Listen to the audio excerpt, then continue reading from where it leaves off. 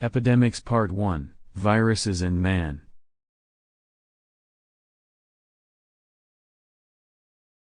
About us. The creators of this slideshow. I am a semi-retired health professional. I have completed months of online research on epidemics. This includes the impact of SARS-CoV-2 on the body and possible ways to increase natural protection. My son and myself have worked together to bring this information to those who are interested. Our goal is to help our readers understand the virus and increase personal immunity through good health. Only when every individual is immune to SARS-CoV-2, by good health, vaccine or both, will this virus be stopped.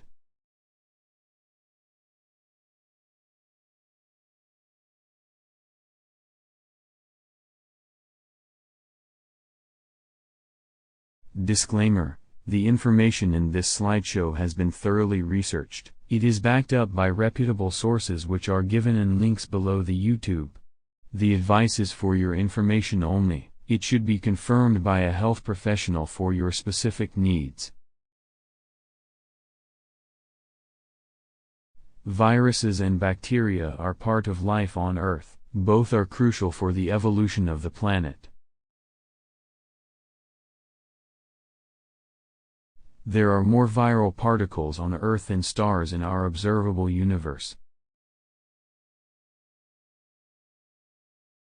Some viruses are found naturally in the human body and protect us from harmful bacteria. These are called bacteriophages. The billions of viruses in the environment are inert until they find a host. Animal hosts and viruses live harmoniously together. In humans, these viruses are mostly pathogenic. Bacteria and viruses have caused regular epidemics since records began. A flu-like epidemic was described in 1200 BC. The earliest recorded pandemic started in Athens in 430 BC. The Second Bubonic Plague Pandemic of 1346 to 1353, the Black Death, killed 75 to 200 million people worldwide. The worst global pandemic in modern history was a mere 100 years ago, the Spanish flu 1918 to 1920. Spanish flu infected 500 million people, one-third of the world's population. There were 50 to 100 million deaths.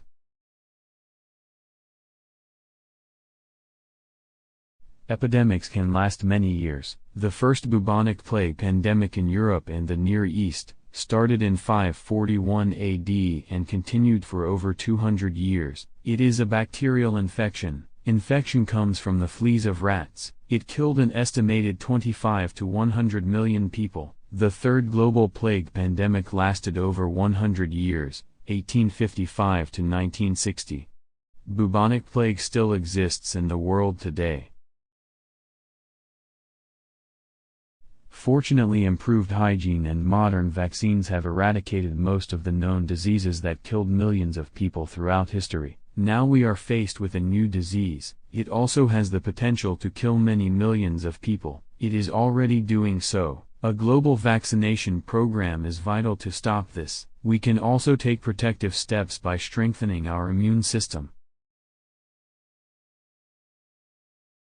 The influenza virus mutates. This prevents total eradication. A new vaccine must be made each year. SARS-CoV-2, which causes COVID-19, also mutates, only much faster. Hence it is likely that COVID-19 may be with us long-term, just like influenza. Lung damage from COVID-19 in susceptible people is far worse than flu. It can be fatal. We must do everything we can to prevent it spreading.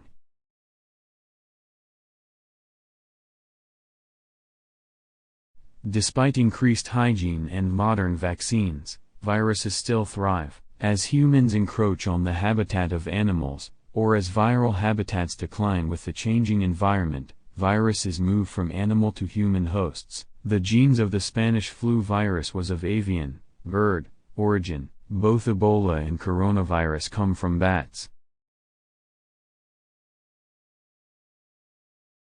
Transition from mammals to humans. Transmission of SARS-CoV-1 and SARS-CoV-2 from mammals as biological carriers to humans.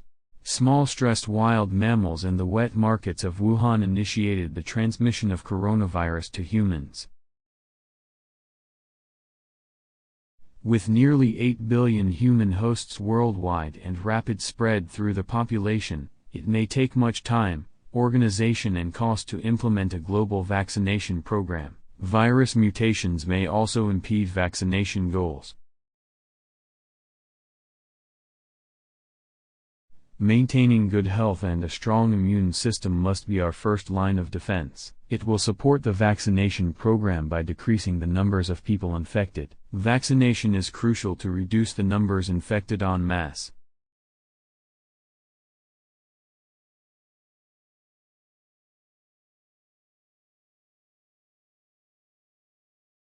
In part 2 of this slideshow you will learn how the virus impacts human health.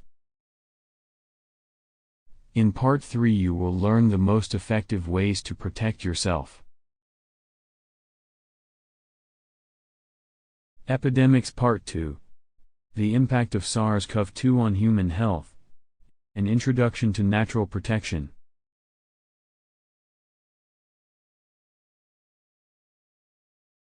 Some people are more susceptible to the effects of SARS-CoV-2 than others. These people can experience an extreme, and sometimes fatal, reaction. This slideshow shows clearly how the virus undermines health, which enables a greater understanding of how to protect yourself. More on protection in part 3 of this slideshow series. People who are low in vitamin D are more likely to experience a worse reaction to the virus than those with adequate vitamin D levels. Vitamin D deficiency often occurs in people who are 1. Dark-skinned. 2. Obese. 3. Elderly.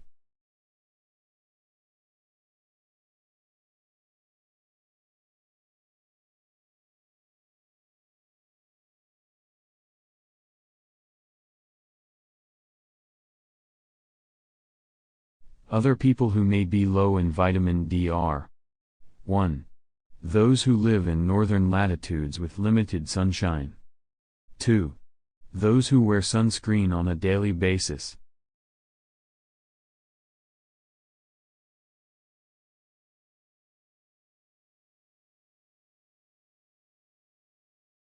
Other conditions which make people susceptible to the virus are 1.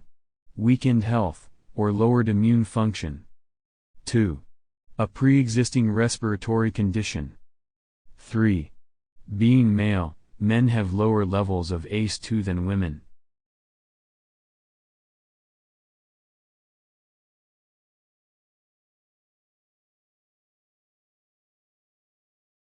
ACE2 is angiotensin-converting enzyme 2. This enzyme supports dilation of arteries which allows blood and oxygen to flow easily to all tissues of the body.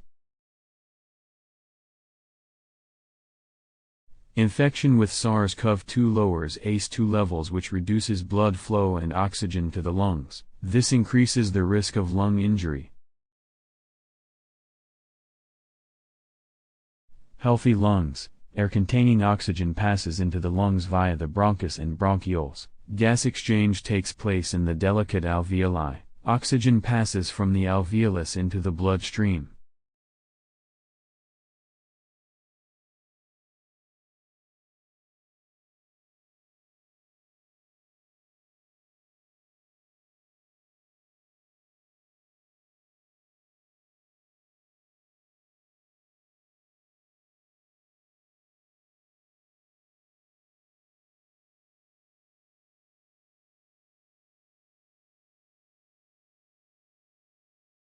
Once in the bronchial tubes, the virus enters the alveoli via the ACE2 receptor in the cell membrane of type II alveolar cells. This results in a significant reduction of ACE2 which causes constriction of arteries. Blood flow and oxygen to the lungs is considerably reduced. This initiates problems with lungs such as shortness of breath.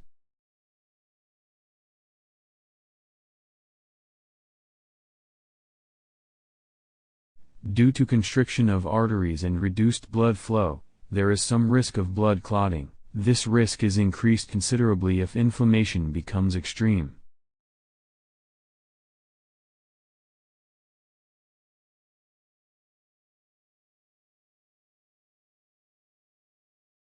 Also, entry of the virus causes a reduction of surfactant in affected alveoli. Surfactant lubricates the lung cell wall and maintains the correct surface tension. This keeps the alveoli open at the end of expiration. The reduction of surface tension causes the affected alveoli to collapse. This compounds the difficulty with breathing.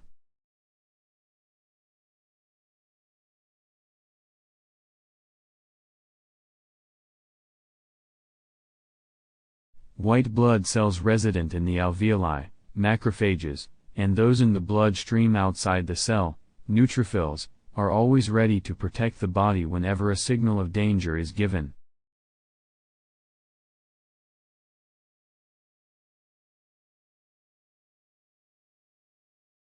When the nucleus of the infected lung cell senses the presence of the virus, it sends a strong signal to the resident macrophages inside the cell, instructing them to release pro-inflammatory cytokines. These cytokines prepare the body for battle against the virus.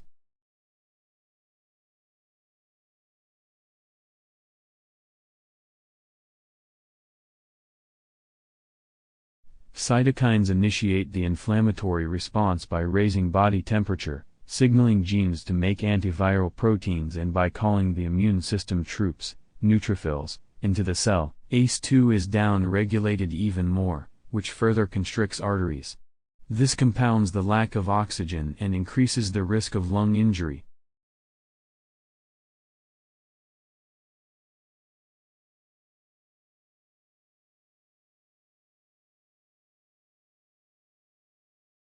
Once inside the lung cells, neutrophils also release cytokines and other pro-inflammatory mediators. Some of these substances increase inflammation still further in an effort to kill the virus, whilst other neutrophil secretions attack the virus directly. The battle to kill the invader is underway. Both neutrophils and macrophages embark on engulfing and digesting viral particles internally, phagocytosis. The neutrophils also secrete cytotoxic chemicals to attack and kill the invading virus directly.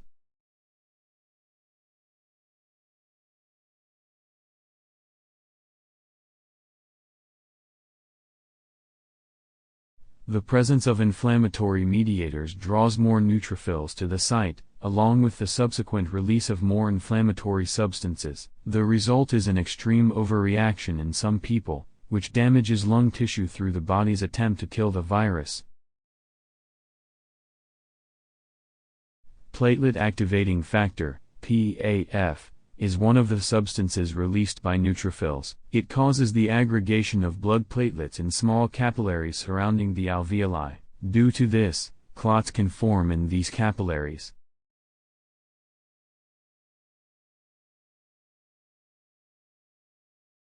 Clots are also likely to occur in arteries and deep veins due to constriction of blood vessels. There is a risk that these clots could travel in the bloodstream to vital organs such as brain or heart. Blood clots are found in 30 to 70% of people admitted to ICU.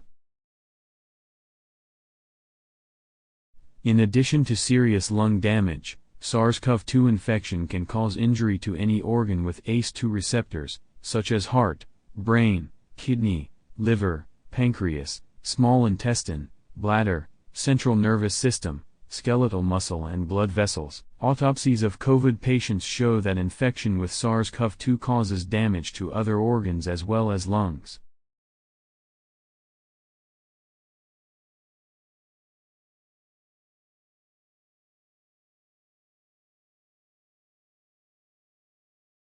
Almost 30% of people who recover from severe COVID return to hospital within 5 months. 1 in 8 of these die from complications such as heart problems, diabetes or chronic liver and kidney conditions. There is also much evidence that COVID adversely affects the brain.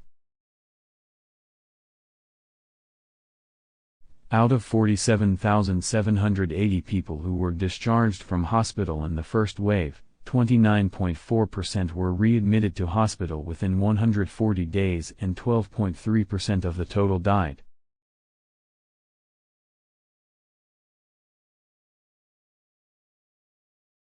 Given the significant actions of SARS-CoV-2 on the lungs, and the potential for damage to other organs, it makes sense to take all the precautions possible to protect yourself from the virus. Adequate intake of vitamin D3 is essential for protection against severe COVID. The dosage range is 400 IU to 4000 IU per day, depending on blood levels and sun exposure. Zinc is antiviral. 10 to 40 milligrams per day is the RDA. Quercetin is a flavonoid found in many plant foods. 500 to 1000 milligrams per day is the supplemental dose. It assists the transport of zinc into lung cells. A multivitamin supplement may be helpful too. See product links below this YouTube. There is detailed information on nutritional support, and more, in part 3 of this slideshow series.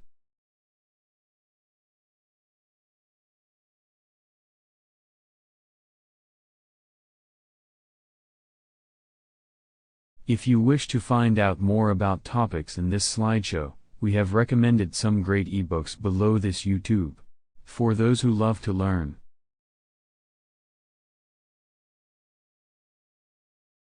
In the final part of this slideshow, part 3, you will learn the most effective and natural ways to protect yourself. A link to part 3 can be found below this YouTube.